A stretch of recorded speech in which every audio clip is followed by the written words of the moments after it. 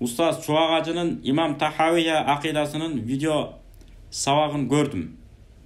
Çuvagacı bergen İmam Tahaviye akidası kitabını satıp alıp okusa bolabı je ustazlar gana savak beriş kerekpi? Allah Çuvag ustazımızdan razı olsun. Allah Taala Çuvag damlabыздын жатқан жерин жайлы болсын, кабырын нурландырган болсын, бара турган жерин Фирдавс бейиш кылсын.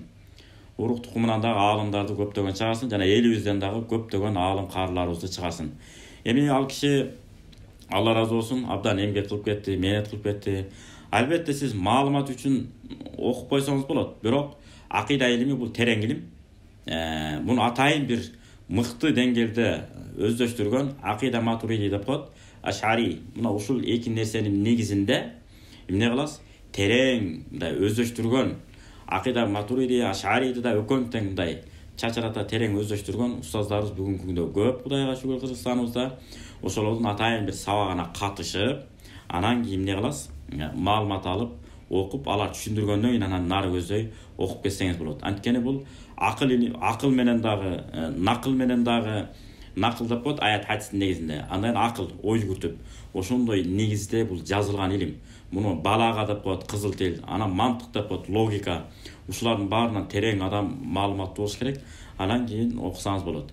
Бирок ыйманда негизи 6 шарт, 7 шарт деп коет го, далилдин негизинде.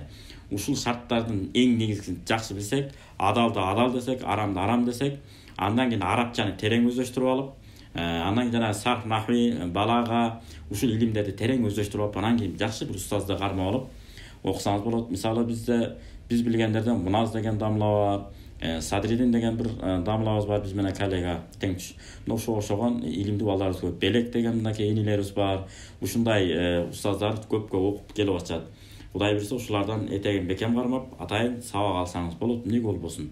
Аябай жакшы болот, нур үстүнө нур болот.